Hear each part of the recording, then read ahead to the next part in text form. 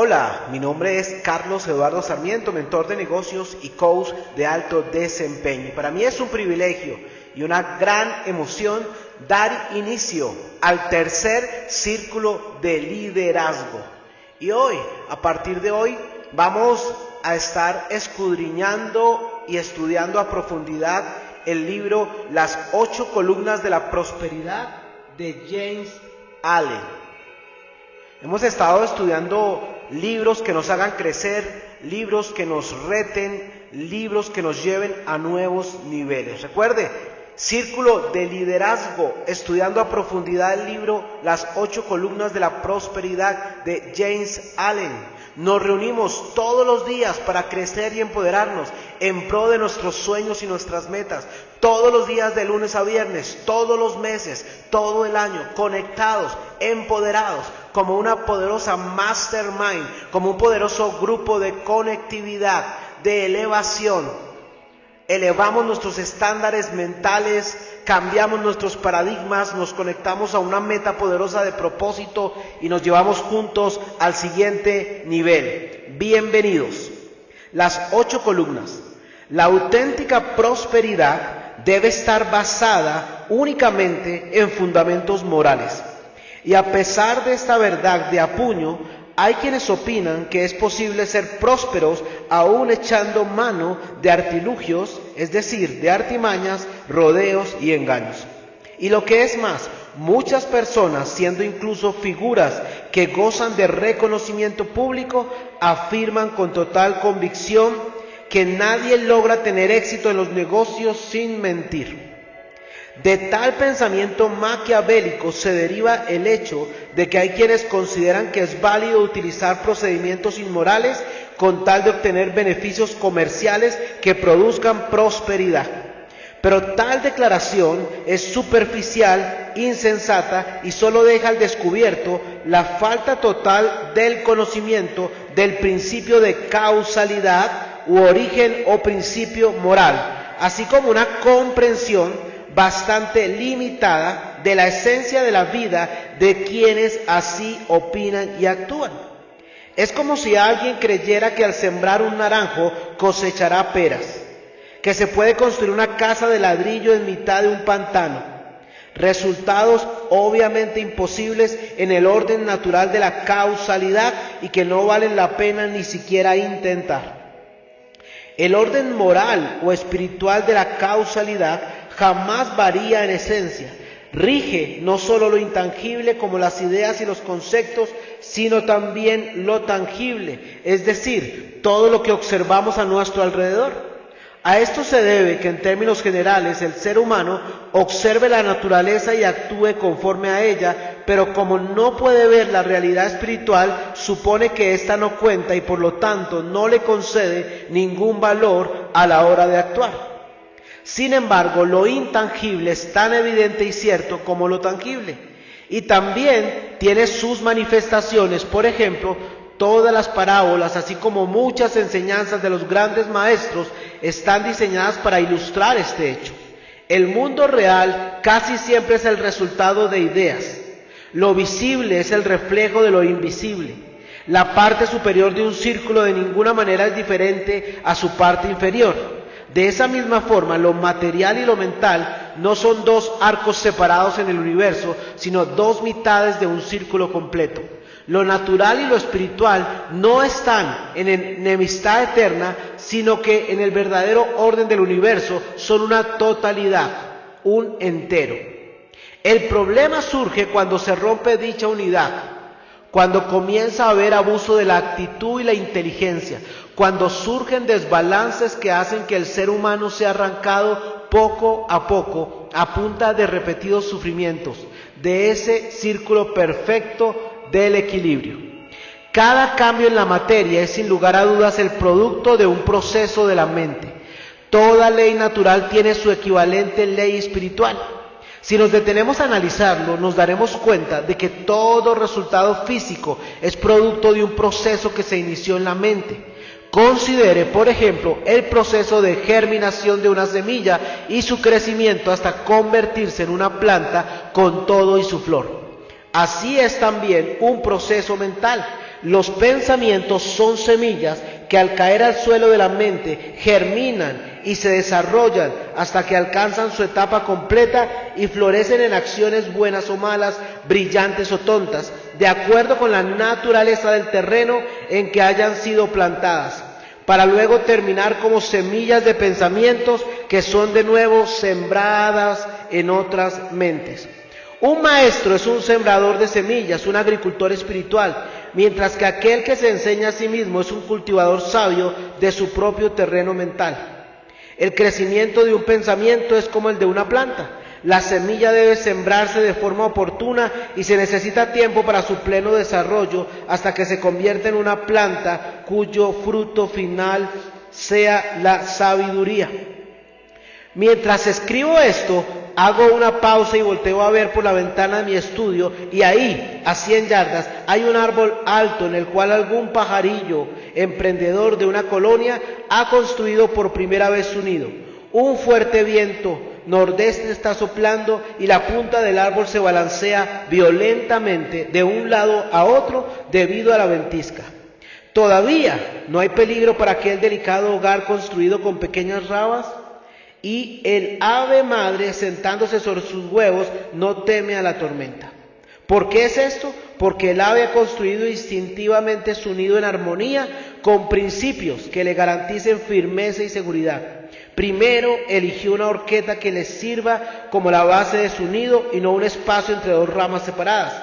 Así, aunque el balanceo de la punta del árbol sea muy fuerte, la posición del nido no se altera ni su estructura se corrompe. Segundo, lo construyó en forma circular, como para darle mayor resistencia a cualquier presión externa y de esta manera obtener un hermetismo perfecto por dentro, de acuerdo con su propósito, y así, aunque ruja la tempestad, la madre y sus huevos descansan cómodos y seguros.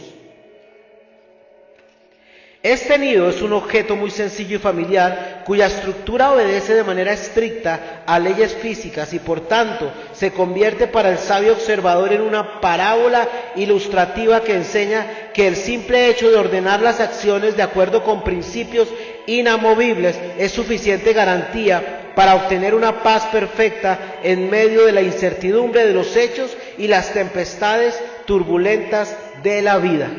Listo, hasta acá nuestra primera lectura y ahora vamos a extraer esas profundas verdades, esas perlas extraordinarias para poder aprender. Bueno, el título del libro es un título muy diciente, nos habla de las 8 columnas de la prosperidad y me encanta porque estamos hablando de prosperidad, de ninguna manera hablamos de la prosperidad como mero dinero, ni como una mera posición de poder. Hablamos de prosperidad como una riqueza con propósito, como una abundancia, como un equilibrio, como la plenitud de la vida, como alcanzar lo máximo de lo máximo en todas las áreas de la vida, como ser felices y exitosos, ser valorados y honrados por nuestra familia, tener una familia, pero ser reconocidos, poder ser generoso, ser abundante, ser transformativo.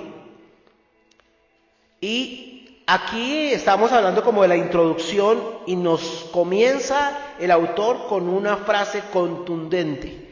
La auténtica prosperidad debe estar basada únicamente en fundamentos morales. Y solamente con esta pequeñísima introducción nos entrega 2 grandes verdades. La primera, si hay una auténtica prosperidad, existe una falsa prosperidad. Y tengo que decirlo que la gran mayoría de personas hemos sido engañados y por mucho tiempo perseguimos la mal llamada falsa prosperidad. Pero hoy estamos a tiempo de renovar nuestras mentes, de elevar nuestros estándares mentales y conectarnos con la auténtica prosperidad. La segunda gran verdad dice que la auténtica, la genuina prosperidad debe estar basada, o sea, obligatoriamente debe estar fundamentada en fundamentos morales. ¿Y qué son los fundamentos morales? Son fundamentos, 1, espirituales y 2, fundamentos eternos.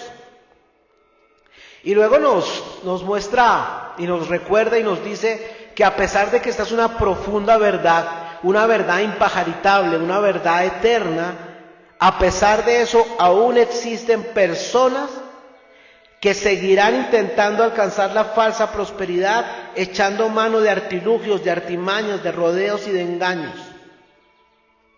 Y también nos dice que algunas personas que parecieran ser exitosas, que tienen tal vez reconocimiento público, osada pero equivocada y neciamente dicen que nadie podría lograr tener éxito en los negocios sin mentir o sin ser inmoral. Pero esto no es más que una gran mentira.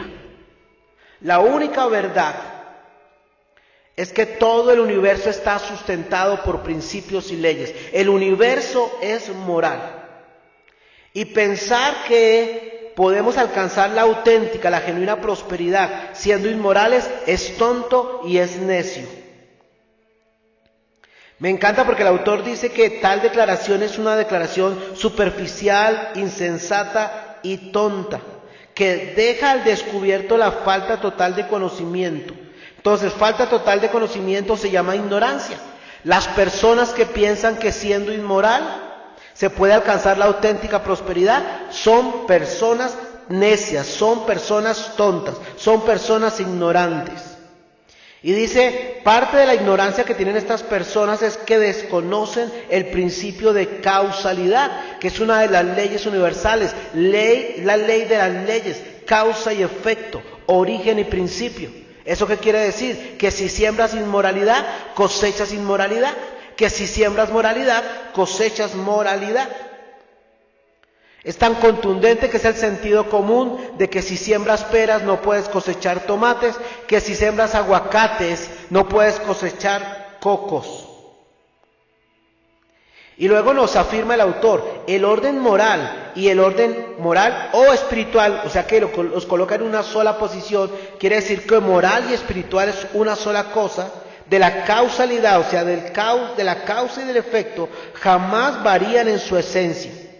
Y esta ley de causalidad, de causa o de efecto, esta ley de la moralidad o estas leyes espirituales, dicen, rigen absolutamente todo lo intangible, rigen las ideas, rigen los conceptos, rigen lo tangible, rigen lo intangible.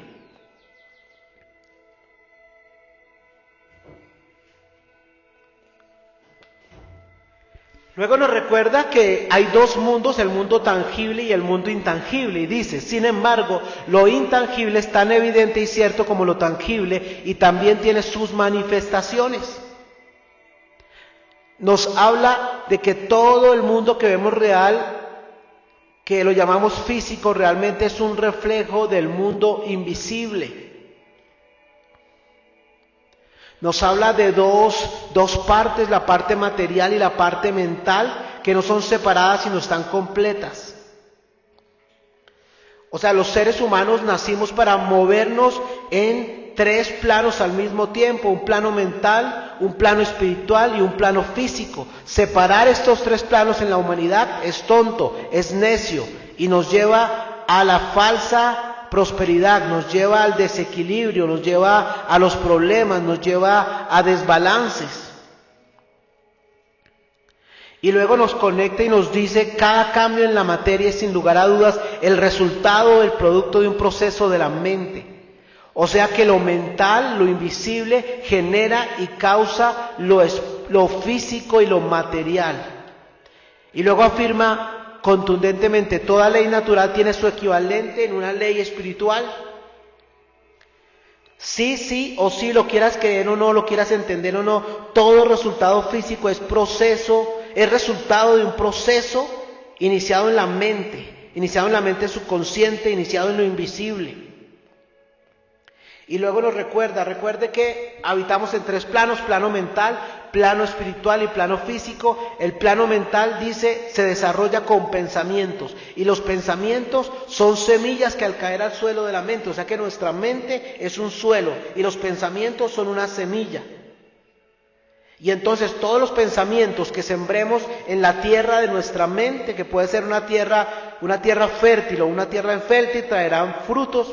Un fruto de bendición o un fruto de maldición, un fruto de cosas brillantes o un fruto de cosas tontas, de acuerdo a dos cosas, la calidad de la semilla y el tipo de semilla, y de acuerdo a la naturaleza del terreno, o sea, la naturaleza de nuestra mente.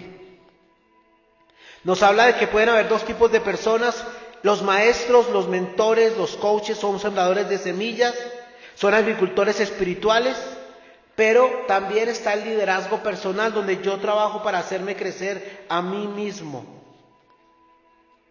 Y luego nos hace una preciosa analogía de un árbol que puede ver por la ventana el autor, y ahí hay un nido, y que está pasando un viento recio que hace que aún el árbol se mueva, pero este animalito que no tiene los dos regalos poderosos que solo tiene la humanidad, que se llama mente y que se llama palabras o lenguaje y que se llama espíritu, que son 3 regalos.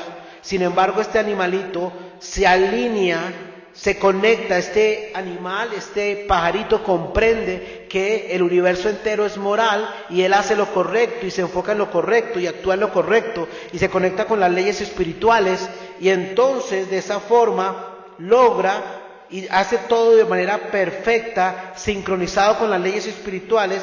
¿Para qué? Para que pueda su nido estar seguro. Y por eso aquí lo conecta diciendo: este nido es un objeto muy sencillo y muy familiar, cuya estructura obedece de manera estricta a leyes físicas y por tanto se convierte para el sabio observador en una parábola ilustrativa.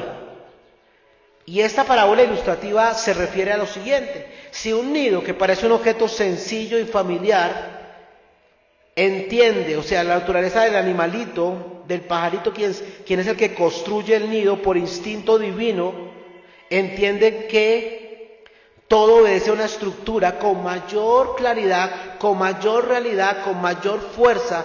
Todo lo que tenga que ver con el ser humano tiene que estar conectado a una estructura, a un orden. Y luego aquí nos dice, llevándonos a los principios morales, que son los principios espirituales, dice: el simple hecho de ordenar las acciones de acuerdo con principios inamovibles es una garantía suficiente para obtener una paz perfecta en medio de la incertidumbre. ¡Wow! ¡Qué fantástico! O sea, si quieres tener una paz perfecta, conéctate a la divinidad que es Dios y establece todo lo que hagas de acuerdo a los principios inamovibles, a los principios espirituales, y eso hará que puedas crecer, y eso hará que puedas prosperar, y eso hará que puedas llegar a otros niveles de vida. Listo, esta es una introducción, esta es la parte 1 de este círculo de liderazgo número 3. Estamos estudiando las 8 columnas de la prosperidad.